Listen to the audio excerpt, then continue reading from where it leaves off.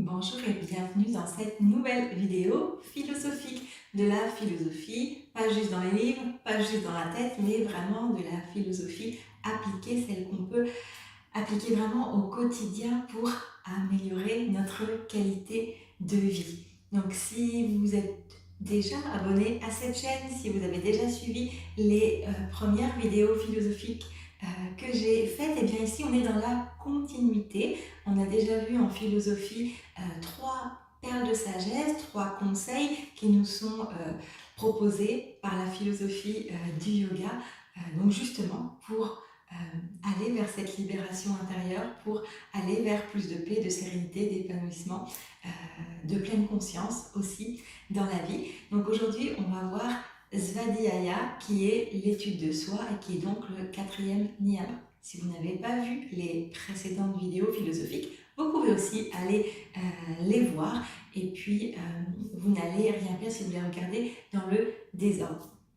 Si vous ne me connaissez pas encore, je suis Jenny Leclerc, je suis professeure de yoga et je suis guide de voyage intérieur. Qu'est-ce que c'est un guide de voyage intérieur?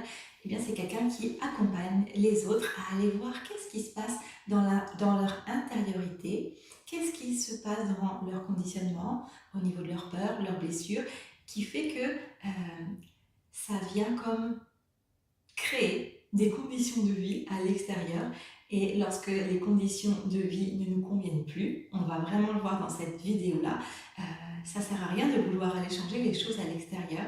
Il faut vraiment revenir vers l'intérieur pour aller voir quelle est la source de ces conditions de vie-là qui peut-être ne nous conviennent plus. Donc c'est ça le guide de voyage intérieur, c'est comme du mentorat pour moi. Et ça me tient vraiment à cœur de mettre le yoga au service de la santé, de l'autisme et de l'hyperactivité qu'on appelle le TDAH.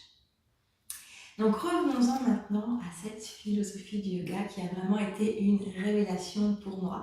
Vous m'avez peut-être déjà entendu dire sur cette chaîne ou dans mes réseaux qu'à un moment de ma vie, quand j'étais complètement perdue, quand j'avais peur pour l'avenir de mes enfants à l'école, quand je n'avais pas encore commencé le yoga, je cherchais comme un guide de la vie. Je me disais, c'est dommage que ça n'existe pas, un mode d'emploi de la vie, tout comme il existe des modes d'emploi pour les télévisions, pour les appareils électroménagers, les modes d'emploi pour les objets qu'on achète. Ça serait vraiment bien qu'il existe un mode d'emploi de la vie. Et comme ce qu'on cherche, peut-être nous cherche aussi, eh bien, il se trouve qu'il y a un mode d'emploi de la vie, on pourrait dire, qui s'est présenté à moi. Et pour moi, ça a été vraiment la philosophie du yoga que j'ai découvert à travers les Yoga Sutras de Patanjali. Et pourquoi je vous dis ça? Parce que notre quatrième niyama aujourd'hui, Svadhyaya, l'étude de soi, elle peut se faire de différentes façons et c'est ça qu'on va aller voir. L'étude de soi, elle peut se faire à travers des textes. En yoga, dans la tradition, on va dire à travers des textes sacrés. Les Yoga Sutras de Patanjali font partie des textes sacrés. Et puis, si vous êtes en cours de yoga avec moi, eh bien c'est possible que vous ayez déjà participé à un cours sur un des thèmes spécifiques de la philosophie du yoga. Donc on peut le faire, oui, en lisant. Et c'est pas juste en lisant pour mettre du contenu, du savoir dans notre tête, c'est vraiment juste se découvrir à travers les lignes, parce que finalement, ce que nous apprend la philosophie du yoga, c'est que les mécanismes de fonctionnement de l'humain, l'agitation du mental, elle était aussi déjà là il y a plusieurs milliers d'années. Donc, le monde a évolué, les conditions de vie autour de nous ont changé, mais le fonctionnement de l'être humain est resté le même. Donc, la sagesse ancestrale de la philosophie du yoga est toujours parfaitement applicable aujourd'hui. Et personnellement, c'est grâce à cette philosophie du yoga, mais pas juste dans les textes, mais vraiment appliquée avec des liens avec cette étude de soi, de qui nous sommes vraiment.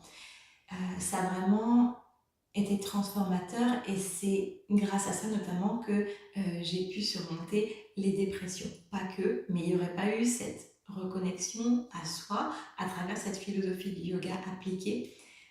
Je pense que la dépression serait toujours là. Je vais, dans cette vidéo, tant pis si elle est trop longue, je pense pour la première fois, évoquer ce que moi j'appelle l'être humain. Donc, pour moi, on est donc des êtres humains, hein, on est d'accord. Et dans être humain, il y a l'être et il y a l'humain. Donc, on va commencer par l'humain. Donc, tout ce que j'enseigne en tant que guide de voyage intérieur, en tant que professeur de yoga, c'est aussi à travers mon prisme, à travers mon expérience. Ça ne m'intéresse pas d'enseigner ou de partager des choses que j'ai lues mais que je n'ai pas expérimentées, ou qu'on m'a dit mais que je n'ai pas expérimenté. Quand j'ai commencé cette étude de soi, pour moi, ça a été finalement l'étude de l'humain, l'étude du personnage que je suis là à travers ce corps. Donc, c'est quoi ce personnage, cet humain? Eh bien, c'est finalement la forme qui va s'exprimer dans le monde, dans ce monde ici incarné. C'est dans un corps de femme avec différentes casquettes. La casquette d'épouse, la casquette de mère, la casquette de chef d'entreprise, la casquette de prof de yoga, mais aussi la casquette de fille, de sœur, plein de casquettes. Et à travers ces différentes casquettes, il y a comme différents rôles et il y a une identité qui se crée. Qu'est-ce qu'elle aime, Jenny, la mère de famille? Qu'est-ce qu'elle aime à travers son rôle d'épouse? Quelles sont ses valeurs dans la vie? Quelles sont ses valeurs en tant que fille, en tant que mère, en tant qu'employée? Ça, c'était avant, en tant que chef d'entreprise, etc. Qui est ce personnage Jenny qui va interagir avec le monde? Et ça peut paraître simple, mais en fait, ça ne l'est pas du tout. Et faites des liens avec vous-même. L'histoire de Jenny, elle n'a pas d'importance, elle n'est pas intéressante à proprement parler. Je ne fais pas ces vidéos à parler de moi juste pour parler de moi, mais pour que ça fasse écho chez vous et que vous puissiez faire du lien. Quand je suis rentrée, avant de rentrer en formation de professeur de yoga, je me cherchais. Je cherchais qui j'étais en tant qu'humain. Qui je suis, qu'est-ce que j'aime dans la vie, qu'est-ce que je veux faire, quelles sont mes valeurs. Je n'en avais comme aucune idée. Et pour me construire à l'âge adulte, j'ai regardé qu'est-ce qu'il y avait dans mon entourage. Donc, je regardais chez mes collègues de travail, dans ma famille, quelles sont les personnes qui m'inspiraient, quelles sont les qualités de telle personne et puis les qualités de telle autre. Et c'est en fait avec un peu un effet miroir en disant ça m'inspire. Moi, je veux être cette personne. Et puis, je veux prendre aussi cette partie-là de cette personne-là. Puis ça, là, pour moi, j'ai pas envie d'être comme ça. J'ai pas envie de refléter ça. Donc, j'allais chercher à droite, à gauche, un petit peu le meilleur de chacun pour essayer de construire le personnage Jenny. Et si j'en étais arrivée là, c'est parce que toute la phase d'enfance et d'adolescence, en termes de construction, ça a été compliqué puisque ça a été marqué chez moi dans l'histoire de ma vie, beaucoup par des épreuves, des drames, des deuils, beaucoup de choses difficiles et traumatiques en fait. Donc il n'y avait pas de place à qui je suis, qu'est-ce que j'ai envie de faire, c'était plutôt un mode survie. Sauf qu'à l'âge adulte, il a fallu se construire et se connaître. Et donc, j'en étais arrivée là à qui je suis, qui je veux être, qu'est-ce que j'aime, quelles sont mes passions et dans quelle direction j'ai envie d'aller dans ma vie. Et puis, mais ça, c'est un chemin que j'invite vraiment tout le monde à aller faire pour avoir sa propre identité, sa propre personnalité, s'assumer à travers ça et vivre pleinement sa vie, vivre sa vie et aimer sa vie, vivre même sa meilleure vie à travers ce qu'on aime faire, nos élans, à travers qui on est, en tant qu'humain. Mais on est aussi l'être. Et la pratique du yoga, c'est vraiment une invitation à aller voir quelle est notre essence. C'est vraiment l'étude de soi, non pas du personnage, de l'humain, des différentes casquettes, mais l'étude de soi à la source. Qui on est vraiment. Puis, pour les sages, je l'ai déjà dit dans d'autres vidéos, c'est pas qui on est, ou plutôt, même si c'est dit sous forme qui on est, c'est qui est-ce que l'on est. Et pour les sages, ce que l'on est, ça s'exprime sous la forme de la paix, l'amour, la joie. Quand on est né au monde, quand on est venu au monde, on n'est pas venu avec l'identité des différents personnages et des différents rôles que l'on joue. On était la vie qui s'exprime là, et il n'y avait pas d'étiquette qui était collée. On n'avait aucune idée de ce petit bébé qui vient naître, qu'est-ce qu'il va devenir un jour quand il sera grand. C'était juste la vie à travers ce bébé. Et nous, c'est pareil, c'est juste l'être, la vie, qui s'exprime à travers un véhicule, à travers une forme. Et donc, l'étude de soi, oui, ça peut être l'étude de l'humain, mais l'étude aussi de notre nature profonde, de la paix, l'amour, la joie, toujours là à l'intérieur de nous. Comment est-ce qu'on fait cette étude de soi? Alors cette étude de soi, elle va pouvoir se faire vraiment dans le quotidien. Comment est-ce que je réagis dans telle situation? Qu'est-ce qui m'exaspère? Qu'est-ce que j'adore? Quelles sont mes attentes envers mon conjoint, mes enfants, mes parents, mes collègues? C'est aller explorer comment fonctionne l'humain, prendre du recul sur le fonctionnement de l'humain. Et ensuite, à force de faire cette étude, en tout cas c'est comme ça que ça s'est passé chez moi, il y a eu, ok, je prends du recul pour mieux voir ce qui se passe dans ma vie humaine. Mais qui est-ce qui prend du recul? Qui est-ce qui voit? Qui est cet être, cette conscience qui voit? Et quand on pratique le yoga, donc là, sur le tapis, ça peut être à travers les pranayamas, donc les techniques de respiration, ça peut être à travers les postures de yoga, les asanas, mais aussi la méditation. On vient en connexion, on se relie à quelque chose de plus grand, à cette conscience d'être, à ce calme, cette paix intérieure. Et l'idée, c'est pas de juste aller se créer une bulle, aller dans sa séance de yoga, se reconnecter à la paix, aller méditer, reconnecter à la paix, la joie, la béatitude, l'insouciance, le moment présent, et puis rouvrir les yeux, et puis se dire, allez hop, je suis une humaine, et je repars dans ma vie, dans mon travail, dans mon rôle de mère, dans mon rôle d'épouse, dans mon rôle d'employé, de chef d'entreprise, peu importe. C'est de marier les deux. C'est de marier l'être et de marier l'humain. Et encore une petite histoire de Jenny, avant que le yoga rentre dans ma vie, ça allait plutôt très mal pour différentes raisons, tellement très mal intérieurement que du coup mon corps avait des symptômes physiques de maladie. Et le seul moment où je me sentais bien dans ma vie, bien que j'avais tout pour être heureuse, hein, j'avais un travail stable, un mari avec qui ça se passait très bien et avec qui ça se passe toujours très bien, des enfants, on était propriétaires, franchement, sur le papier ça allait, mais intérieurement ça n'allait pas du tout. Et à chaque fois, donc le seul endroit où je me sentais bien, c'était le soir, quand je fermais les yeux et que je savais que j'allais tomber dans le sommeil profond et que là c'est comme si on appuyait sur le bouton off du film, du jeu vidéo et qu'il ne se passe plus rien, écran noir. Mais moi, cet écran noir, c'était là où c'était tranquille. Et je me souviens très bien que quand je rouvrais les yeux, il y avait comme une seconde où j'ouvre les yeux, j'émerge, j'arrive, et d'un coup, la première question, c'est « Est-ce que j'ai mal au ventre ce matin ?» Parce que du coup, je somatisais beaucoup au niveau du ventre, j'avais des troubles digestifs, c'était vraiment horrible. Ça m'empêchait de vivre, de sortir de chez moi, j'étais toujours en arrêt de travail. C'était vraiment une autre Jenny. Et évidemment, à partir du moment où je me disais, est-ce que j'ai mal au ventre? Tout se serrait et je commençais à somatiser. Et puis donc, il y a eu cette étude de soi, cette formation de prof de yoga, cette connaissance de notre essence, de qui on est.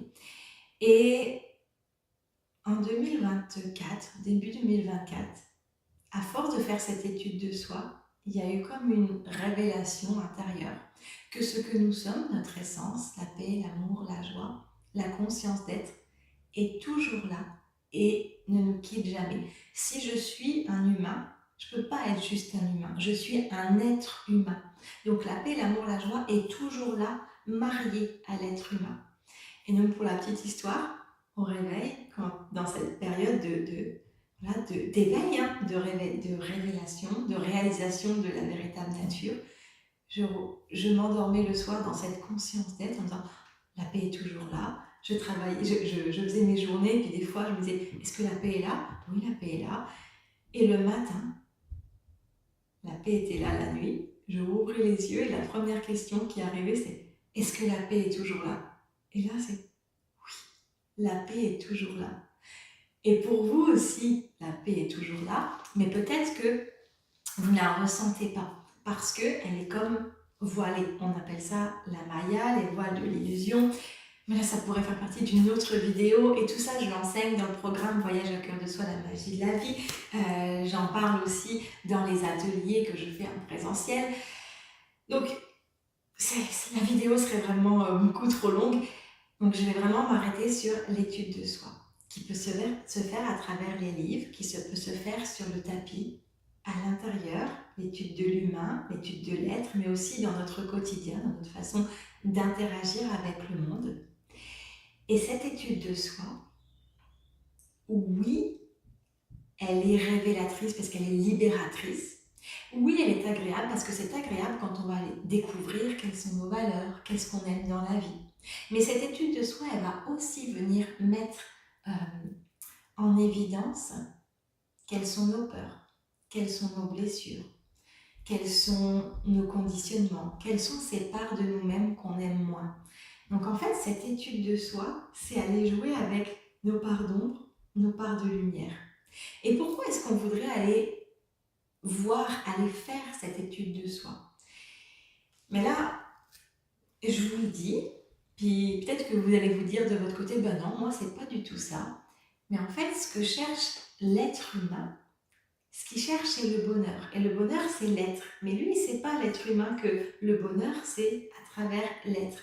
L'humain, lui, va chercher le bonheur dans tout ce qui va être à l'extérieur, le bonheur dans la relation de couple, le bonheur avec les enfants, le bonheur dans les voyages, le bonheur dans la carrière, le travail, peu importe. Mais, si vous avez peut-être déjà fait l'expérience, à l'extérieur, tout ce qui se trouve à l'extérieur est impermanent. Le bonheur durable se trouve à l'intérieur. Et c'est pour ça que cette intériorité, c'est notre ancrage, ce moment présent, cette présence, l'être que nous sommes, c'est notre ancrage. Parce que dans le monde manifesté, l'humain, la forme humaine et tout ce qui se trouve dans ce monde manifesté est impermanent, est en constant changement. Le corps a changé depuis notre naissance et il va continuer de vieillir. Mais l'être, la conscience d'être, n'a pas changé. La paix intérieure n'a pas changé. Donc voici pourquoi cette étude de soi, elle est importante, elle est libératrice et finalement, c'est comme ce que cherche l'être humain depuis toujours sans en avoir forcément conscience. Alors qu'est-ce que je pourrais rajouter dans cette vidéo sur l'étude de soi, Svadhyaya? Je vois pas ce que je pourrais rajouter d'autre, mais par contre, je peux vraiment vous inviter à aller faire cette étude de soi, que ce soit sur un tapis de yoga avec un professeur, que ce soit peut-être en étudiant la philosophie, en se faisant accompagner, peu importe. Trouvez votre espace, trouvez cette façon où vous pouvez aller reconnecter à qui vous êtes en tant qu'humain, puis en tant qu'être, et donc ensuite interagir dans cette vie en tant qu'être humain pleinement présent, complet, à qui il ne manque rien. Si ce que je vous dis, ça vous parle, j'ai différents espaces de transformation, d'espaces de reconnexion à soi pour faire ce chemin d'éveil. On peut me retrouver dans Facebook, dans mon groupe privé, où là c'est vraiment un groupe Yoga Santé Nature, où je donne des inspirations gratuites. Je suis là, parfois en live, parfois en message, mais je suis là régulièrement dans la semaine pour donner comme des coups de boost et pour faire en sorte que chacun puisse trouver son chemin de reconnexion à soi, de plénitude, de bonheur, petit pas à son rythme. On peut me retrouver aussi en accompagnement individuel, que ce soit ici au studio ou alors sur Zoom. C'est possible aussi des accompagnements en pleine conscience où on va aller voir quels sont nos blocages, quelles sont nos blessures, quelles sont nos parts d'ombre, qu'est-ce qui n'est pas cicatrisé et qui fait en sorte que ce qui se passe dans notre vie est toujours à l'image de ce qui se passe à l'intérieur. Et donc, c'est pas en changeant ce qui se passe à l'extérieur, mais en allant vraiment guérir ce qui se passe à l'intérieur, qu'on va pouvoir transformer des choses et voir notre qualité de vie s'améliorer. Et on peut me retrouver aussi dans Voyage au cœur de soi, la magie de la vie, qui est vraiment mon programme d'accompagnement d'1 an en groupe transformateur, magique, énergétique, connecté, où les gens, les femmes, c'est vraiment un espace réservé aux femmes. Les femmes qui entrent dans ce programme, c'est vraiment une transformation, j'ai envie de dire en douceur, mais en profondeur également. Et les résultats sont, dès les premiers jours, dès les premières semaines, c'est vraiment un espace de reconnexion et où les résultats sont visibles dès le début. Donc si un de ces espaces vous parle, vous pouvez laisser un commentaire. Vous pouvez aussi retrouver plus d'informations sur mon site internet. Toutes les informations sont dans le descriptif de cette vidéo. Et tout à l'heure, quand je disais qu'est-ce que je peux rajouter sur la vidéo, sur l'étude de soi, eh bien c'est bien ça, c'est que s'il y a quelque chose qui ne va pas dans votre vie, qui vous bloque, des obstacles, des blessures, c'est vraiment pas en allant creuser le cœur du problème, mais en allant vraiment à la source. Qu'est-ce qui a créé ça? La meilleure image que je peux donner, c'est, imaginez, vous tapez un texte à l'informatique et vous voulez l'imprimer. Le texte que vous voulez imprimer, le texte dans l'ordinateur, c'est comme votre programmation interne, votre transgénérationnel, c'est comme votre conditionnement, vos croyances, ce que vous portez, votre histoire passée, tout ça, vos blessures, c'est le texte. Et puis vous imprimez le texte et vous vous rendez compte que vous avez fait une faute de frappe, ou vous voulez changer une phrase. Vous allez effacer et vous allez réécrire la phrase. Ok, ça c'est comme si on allait voir dans notre vie et on essaye de changer notre vie. Puis vous allez réimprimer votre texte. Mais si vous réimprimez votre texte, il y a toujours l'erreur, il y a toujours l'ancienne phrase parce que vous n'avez pas changé la programmation. Si vous voulez changer les choses qui se passent dans votre vie, il faut aller voir qu'est-ce qui, intérieurement, doit évoluer. Et c'est sur cette belle inspiration, je trouve, que je vais clôturer cette vidéo. Donc je vous retrouve très bientôt dans une prochaine vidéo philosophique ou dans une prochaine vidéo tout court sur cette chaîne, peut-être dans un de mes espaces de transformation dont je vous ai parler, espace de transformation et de libération. À très bientôt.